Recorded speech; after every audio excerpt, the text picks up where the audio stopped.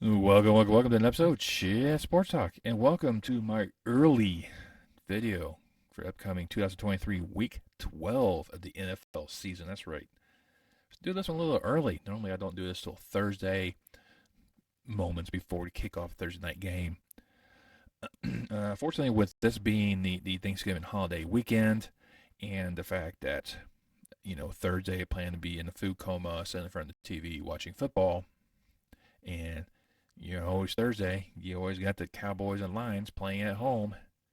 So it's not going to be, kickoff's going to start at noon. So it means I got to get this out quick, fast, in a hurry and coincide with my college football picks as well. So with that being out of the way, celebrating, one of the seven deadly sins of gluttony and readjusting, waistlines. Let's go ahead and talk about what happened last week. Last week, week 11, I did the exact same thing I did the previous week. I went 9-5. Had a stretch where I was like going, oh great, it's going to be one of my worst weeks. And then things kind of bounced the way that I kind of foresaw.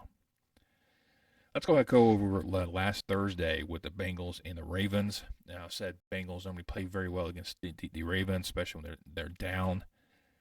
It wasn't looking that way to begin with, and then Burrow got injured. I think he was injured before that game, so it looked like the Bengals were hiding his injury, or he was hiding his injury from the Bengals, and the Bengals are there hiding from the NFL. Well, some reason he has a problem with his wrist, probably twisted something, pulled something, whatever. I'm no medical doctor, whatnot, but after a handoff, he saw him, bend over and start, flexing his hand right here, try to get feeling back in his hand. It looks like.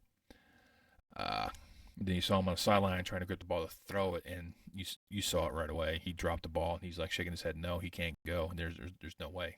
And he's been ruled out for the season.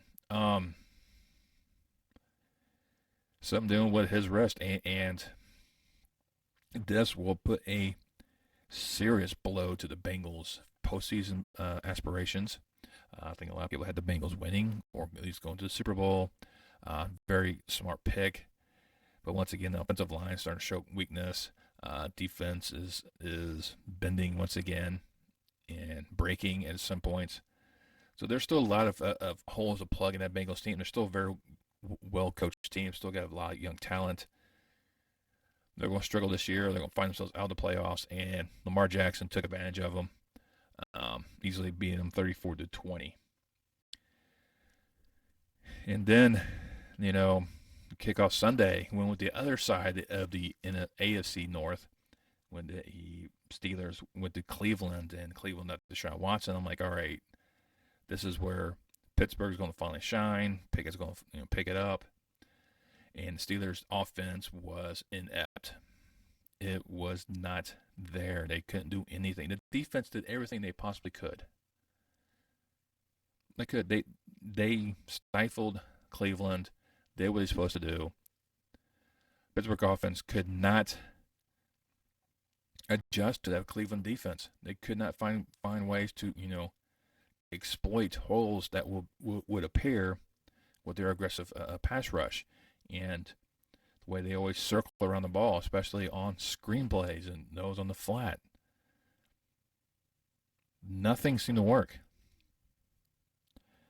So, and then DTR then had a miraculous drive where he's able to drive the ball and set up a game-winning field goal. Steelers defense then couldn't step up and stop that. They took TJ Watt out of the equation during that drive. Ended up losing 13-10, make me go 0-2 right away.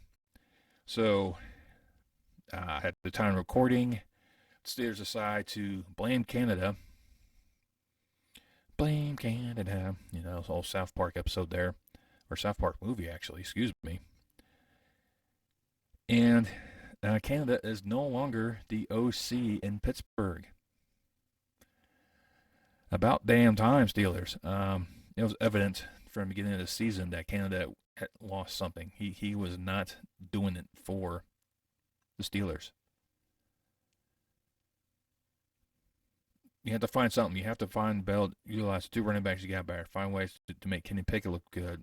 Find ways to make Pickens to be a elite receiver in this league. They have talent on that offense. They just can't seem to exploit defenses the way they should. And I think getting rid of Canada was the right move. Then we have to Green Bay, where the Chargers came to town. I'm like, all right, this is going to be Justin Herbert. He's going to find ways to get a good win. Also, Mack will make that left connection in the backfield. Jordan Love outperformed Justin Herbert. Jordan Love had over 300 yards passing and 2 touchdowns. The Chargers' offense is meh. I mean, they could put points on the board. Their defense is just lacking. I have a feeling the head coach is gone. The OC made things worse. I don't know. Coaching-wise for the Chargers is a complete failure all around. I mean, I think they have to go complete overhaul that coaching staff in the offseason. They have talent everywhere, and they can't seem to win.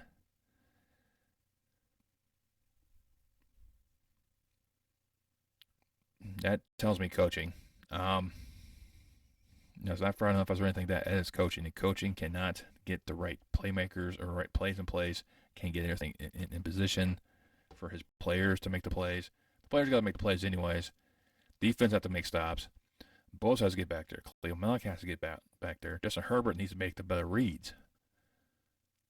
But all in all, I think it's coaching. But Green Bay had a comeback from behind, beat the Chargers 23-20 for loss number 3. We had the nation's capital where the Giants decided to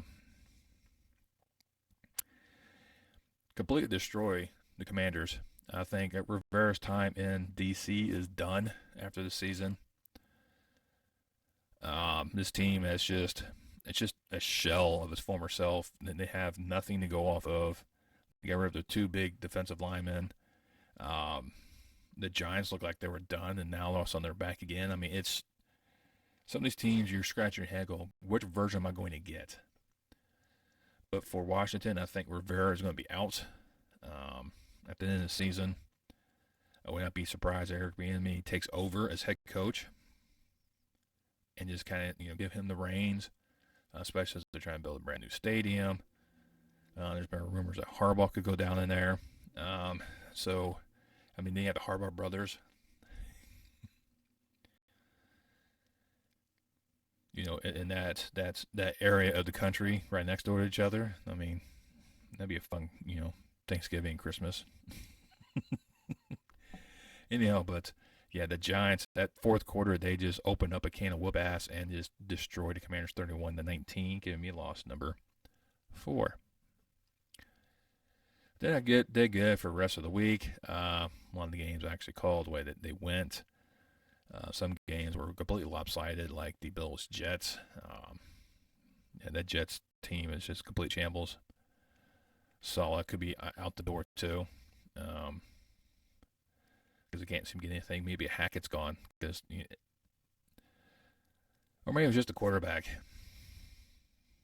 Doesn't seem to go right with them.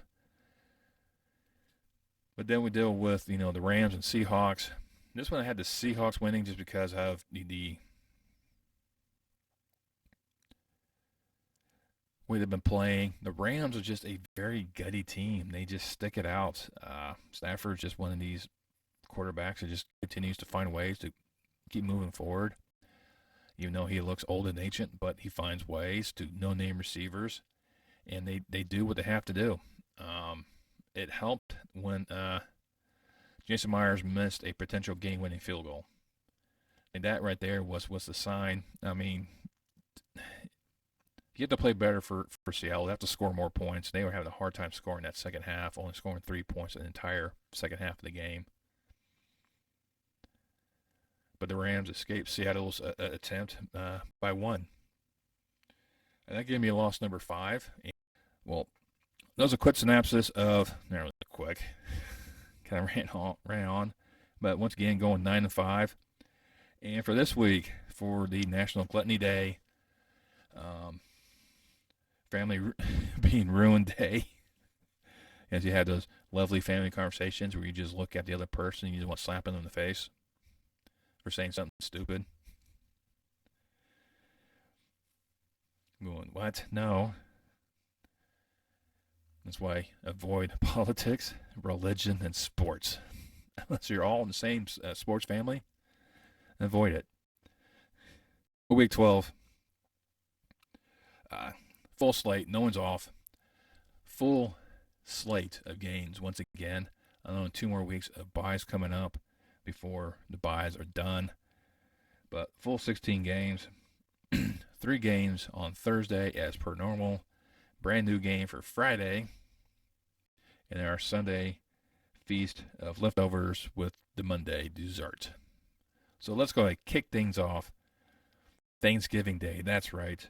The National Day of Gluttony, where we decide to stuff our gores with as much food as we possibly can so we can be in a coma until December and do it all again. Or maybe not. I think in my house, leftovers last 2 days, and that's it. You eat the Thanksgiving dinner, and then the Friday, it's Thanksgiving part 2. With that being said, let's kick things off in the Motor City, where we have a key NFC North showdown with the Green Bay Packers come to town, take on the Detroit Lions. And for me, this is going to be kind of a one-sided affair, even though Green Bay finds ways to continue to get themselves into the matchups and made things more difficult. I mean, you saw that last week against the Chargers. The Chargers was a better team, but Green Bay found ways to win. Detroit has struggled here and there, but they still find ways to win. They're a gritty team. And if Philadelphia ever stumbles, Detroit could take the number 1 spot in the NFC. That's how good this team is, how dangerous the Lions can be. Campbell has his team just fired up and believe themselves. Jared Goff has revitalized his career in Detroit. They believe. And with a young defense that's just super athletic, the offense finding ways to go about that. Montgomery finding a new home in Detroit, being a nice complementary running back there. Green Bay has those offensive tools as well, no doubt about that one. Is which defense is going to step up and establish dominance. Right now, the line is 7.5 for Detroit. I'm going to push back on that number. I'd say that a lot in these videos. That will push back on the spread because I think Green Bay will play him tight. They will play him tough. Jordan Love will find ways to kind of make things a little interesting towards the end. But Detroit's defense will finally step up, clamp it down. I'm still going Detroit. I think it'll be closer to 7.5, but definitely the Lions. Now to the Big D, where the Cowboys play host to the Commanders, and once again on national TV, you can watch the Commanders have this, or watch Dallas, pull on a offensive display against a very poor team. And I'm not giving anything to Washington on this one.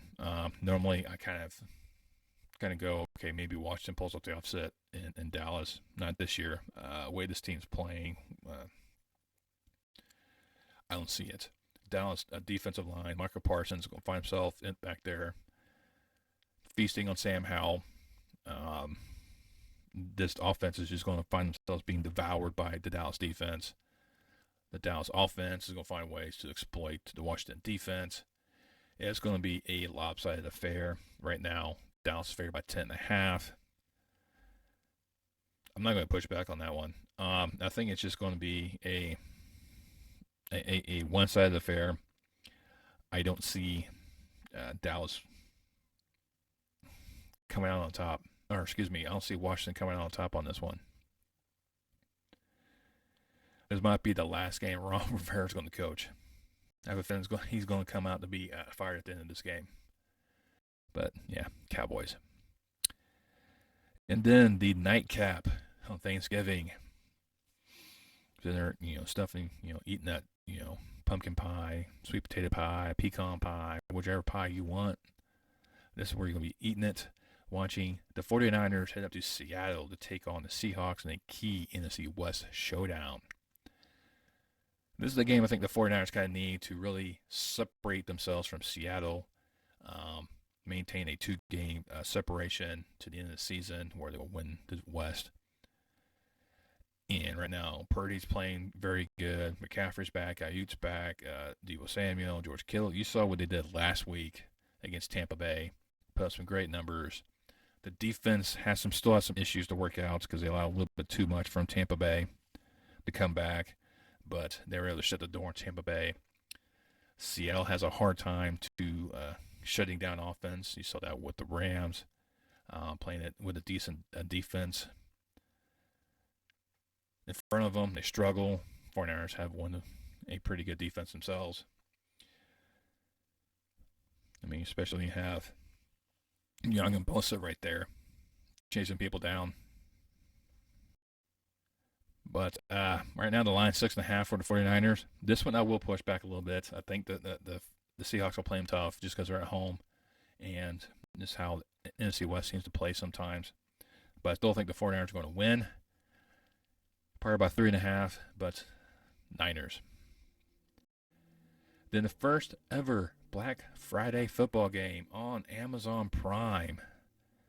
If you ever watch any of the Thursday night game, you always get those video packages when you hear the Rolling Stones fade to black. And it's the Dolphins and the Jets. And I think the fade to black mantra is fitting for the Jets because they're just going to fade to obscurity in this one. The Jets defense is going to be tested, and it's going to be difficult for them to corral the Dolphins because if you go after Tyreek Hill, then you have Waddle to worry about. There's a couple different receivers there, and then you get the running attack by the Dolphins as well. The Dolphins defense, not the best in the world, but the Jets offense is far less impressive as well. I think high school teams could stop this Jets offense. You're talking about kids. Zach Wilson has been benched to being the starter, so I don't know who can lead this offense and put them in the right direction if they can't handle Hackett's offensive schemes.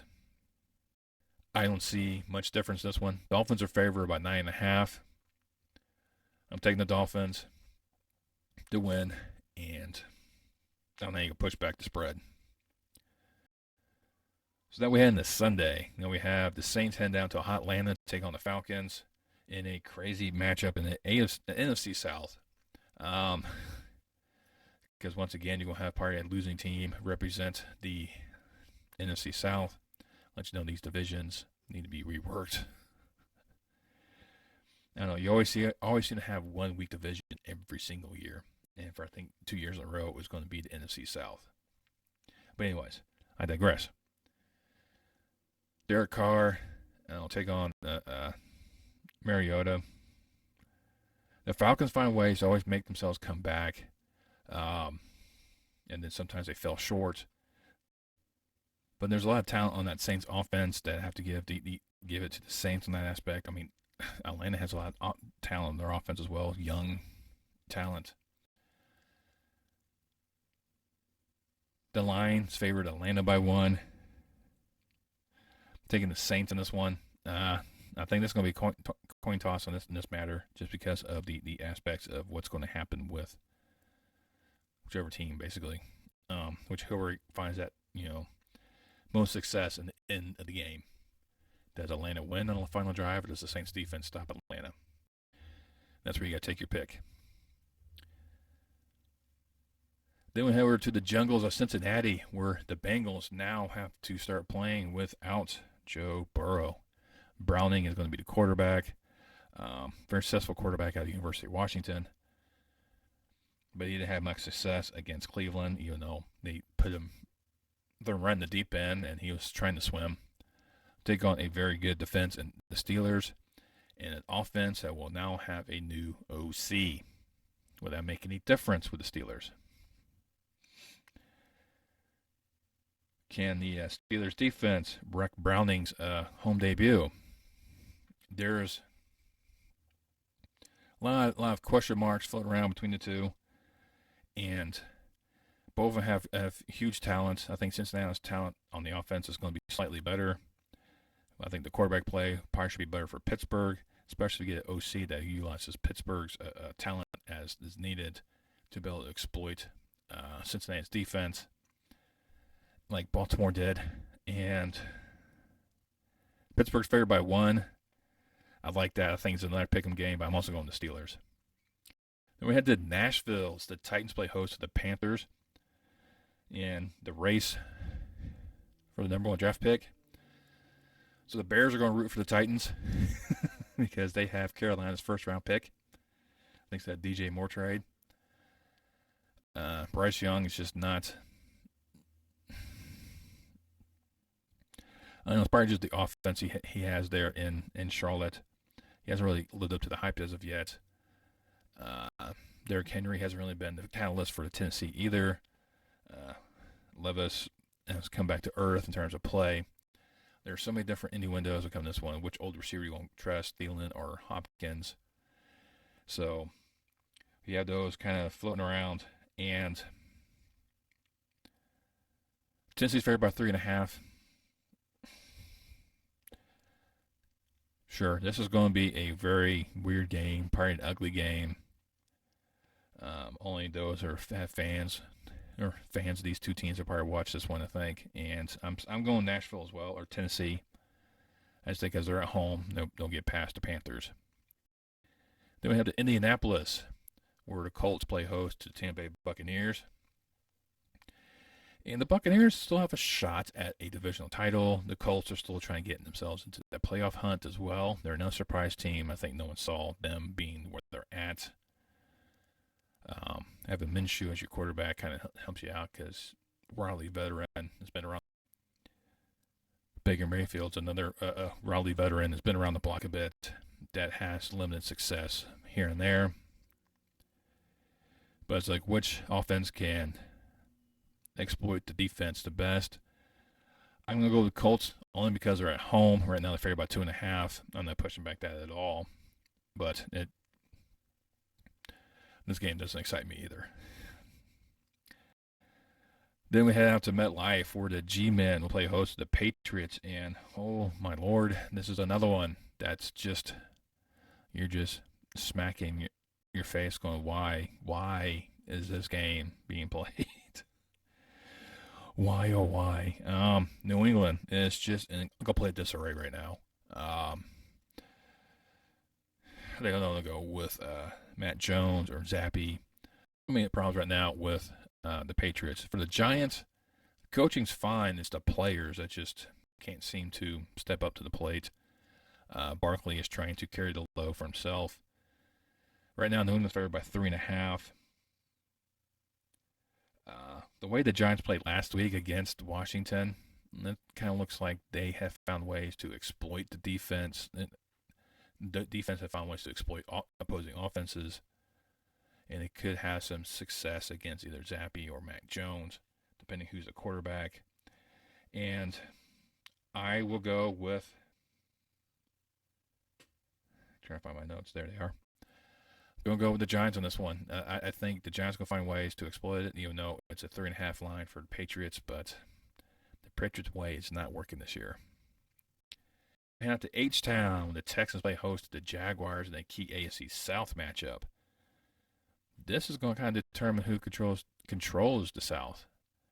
Right now, Jacksonville's up by a game, but the way Houston is playing, picking second at last year's draft, they felt like they won the lottery with C.J. Stroud. I mean, he's had a phenomenal rookie year.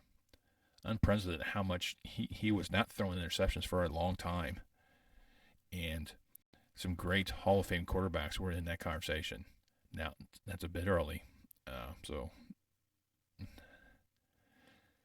But he's been poised in the pocket, even under pressure.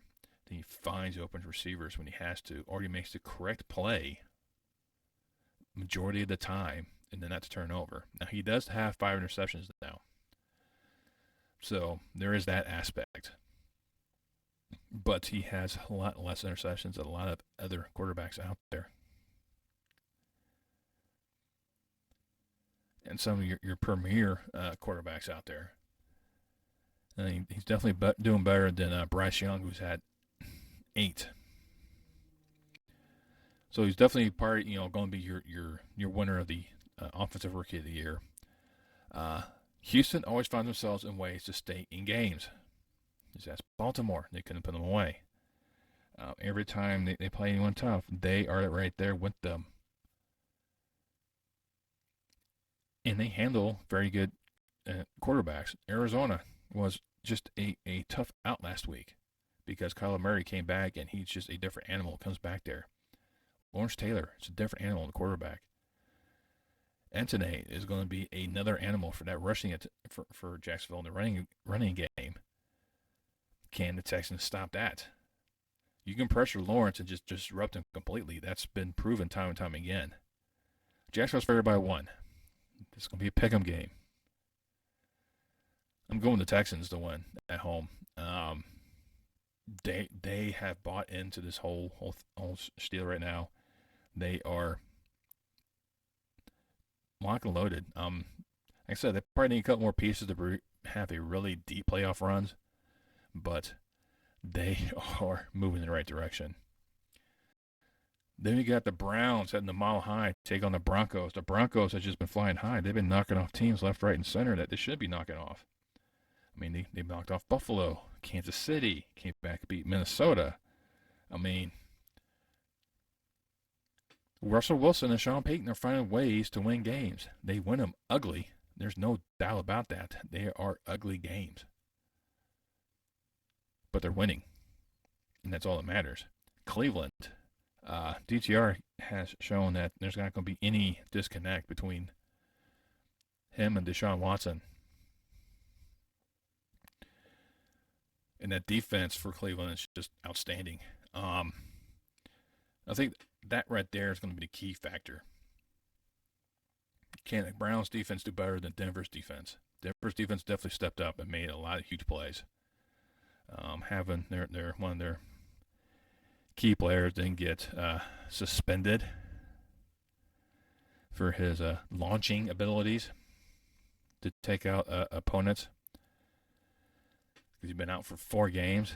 Apparently that doesn't know how to adjust his tackling style anymore.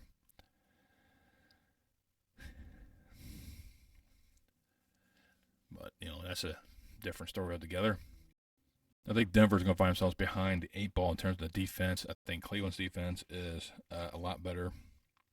They'll find ways to be able to hopefully contain Russell Wilson, which is going to be kind of hard because he does kind of move a bit, even for an older gentleman that he is. But Myles Garrett's going to find ways to disrupt his life. That's what Myles Garrett does. You still have Jadeveon Clowney you got to worry about as well on the other side. So that gives someone in the middle to come in there and just pancake Russell Wilson and just tell him to receive it. And the Browns with DTR found that he's a competent backup and it could lead this team moving forward. Right now, Denver's favored by 2.5. I'll take the Browns. I'll take the Browns to win in Mile High. I know it's going to be a bit of a shock, but it's just one of those I think that could go that direction. Now we had Arizona, where the Cardinals play host to the Rams in it. NFC West showdown. Kyler Murray coming back 1-1 right now as a starter this season. They have to come back from injury. The Rams had an ugly game against Seattle, but ended up winning. Stafford just finding ways to move the ball correctly, finding the appropriate guys when he needs to. Even though statistically, it's one of his worst seasons ever.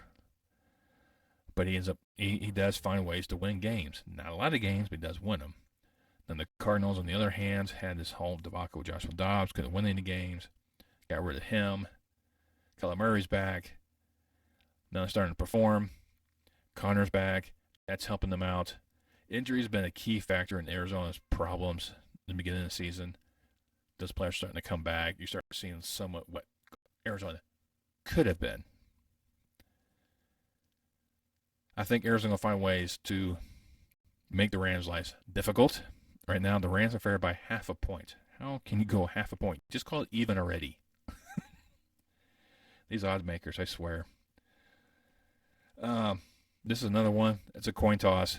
Pick your team. I think if you pick one way, the other way it's going to go. I think it's going to be one of those type of games. I'm taking the Cardinals just because Kyler Murray's back, Connor's back. I think Cardinals will find ways to make Rams' life difficult. The Rams' defense is going to find ways to make the Cardinals' life difficult. Which Cardinals team is going to show up? Is the one that takes on the Cowboys or the one that gave up the lead against the Giants? I think it's the one that showed up and beat the Cowboys. I think that one's going to show up to at least defend their nest. They're out to Vegas, where the Raiders will play host to the Chiefs. The Raiders playing host to the Chiefs, a team that needs a win after failing to secure victory against the Eagles. They had the Eagles' numbers that first half. No doubt about it. And they just could not put them away. They couldn't catch the ball. Self-inflicted wounds will hamper you every single time. And for the Chiefs right now, that's what's hampering them every single time. This is why they have them winning the AFC this year, because of self-inflicting wounds. The Raiders is one of these teams are just finding ways to get back into relevancy. Team that a lot of people had just pushed them out in the start of the season have now started to make a name for themselves. Cardinals find ways to be relevant, find ways to make the things work. The defense is stepping up when it has to be. Jacobs is just phenomenal. You just have to, if you can get the ball, Devontae Adams. And the Chiefs is just, Patrick Mahomes has not been performing his best. I mean, he has 9 interceptions this season with 19 touchdowns. It's like a 2-to-1 special. You get 2 touchdowns, you're gonna get an interception, and you can't be having those type of games. I mean, his receivers need to catch the ball, plain and simple. That's been one of the problems right now is their inability to catch the ball. Once you get out away from Kelsey, no one else is catching the ball. Pacquiao can only do so much in there. You still got McKinnon that can come in and run the ball as well. So you can find ways to avoid Max Crosby and exploit the team. Maybe get Mahomes a little bit more mobile. Maybe have him run out a few times to keep Max a little honest. Right now, the Chiefs are favored by 9.5. This one I would definitely push back. This is going to be a close-fought matchup. Just the way the Chiefs cannot close out games, and they just have a difficulty time against their own division of foes, which is typical for AFC West. It's going to be a 3-point affair. I'm still taking the Chiefs to win in Vegas, but it's not going to be a jackpot. They'll at least get their money back with a little bit extra pocket money afterwards, but the Chiefs by 3. Then we had to Philadelphia, where the Bills are coming to town to take on the Eagles. And the Bills had a nice game against the Jets last week. But they're taking on the Eagles team that just find ways to win. Win ugly. Win pretty. They just win. And the Bills team that's just struggling offensively. I mean, Josh Allen, 22 touchdowns, but he has 12 interceptions. It's almost a 2-for-1 special there, too.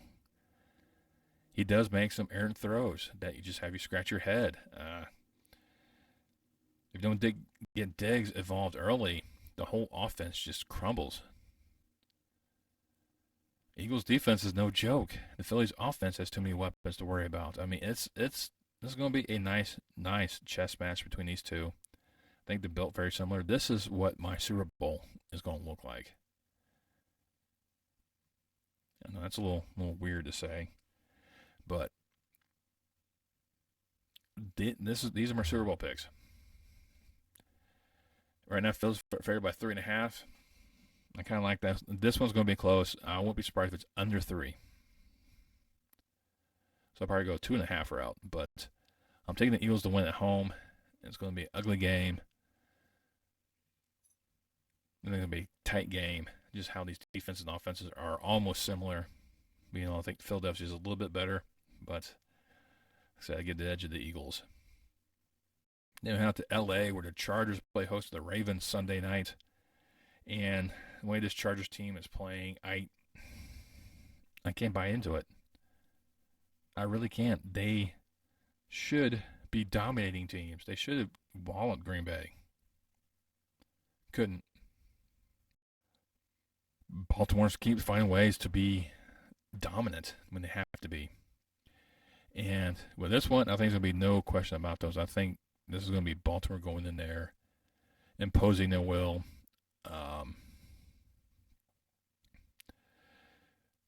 This is just going to be a bad showing for the Chargers all around, and you're start feeling that coaching seats get extremely hot.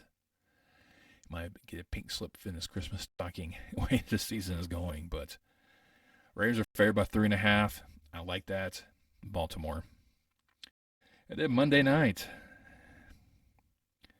the NFC North showdown. You start off with the NFC North, you end with NFC North.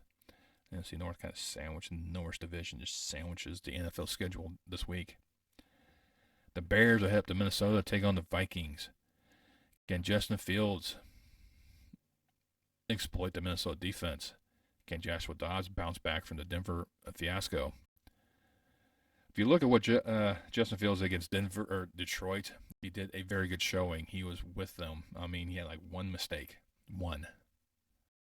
and the Lions are opportunistic to pounce upon that. The Bears' defense is a problem, a huge problem. Now, without Justin Jefferson, possibly, but Madison's going to be a headache for the Bears to stop.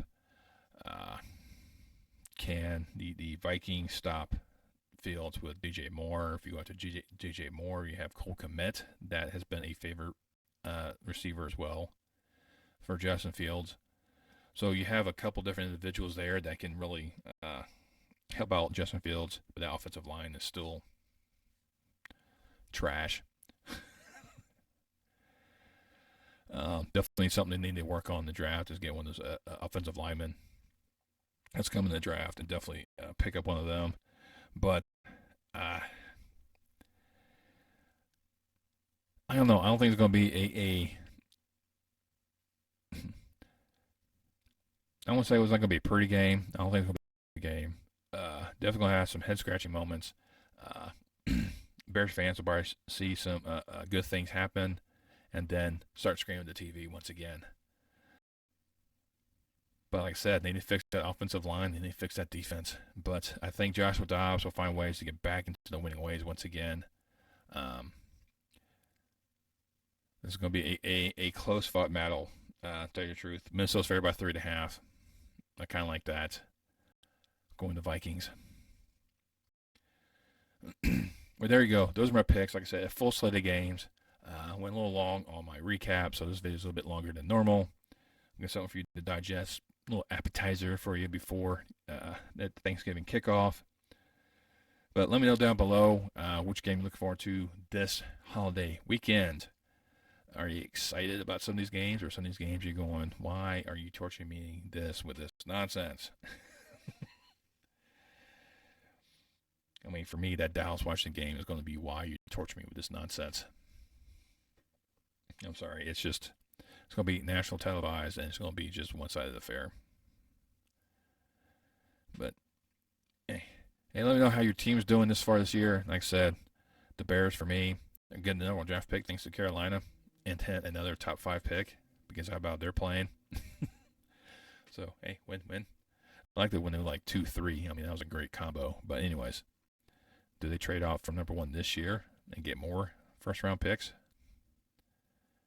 I think that might happen too. But anyways, let me know down below. Once you guys engage, make comments, whatnot, it really helps the algorithms, really help push this video out into the ether. You also hit that thumbs up, especially like the content I provide you. It also helps the YouTube algorithms, really pleases YouTube gods, and really get this video out to the masses. You also subscribe. well over 90% of you guys are not subscribed. Why not? It costs you absolutely nothing, which is great for this holiday season. As you're spending money on food and gifts for friends and family, it's always nice to have something that costs you absolutely nothing, absolutely free. And plus, I'll let you know next time I post any more content. All you have to do is hit that subscribe button, click that bell icon, and then turn on your notifications. And I'll see you next time on Chat Sports Talk.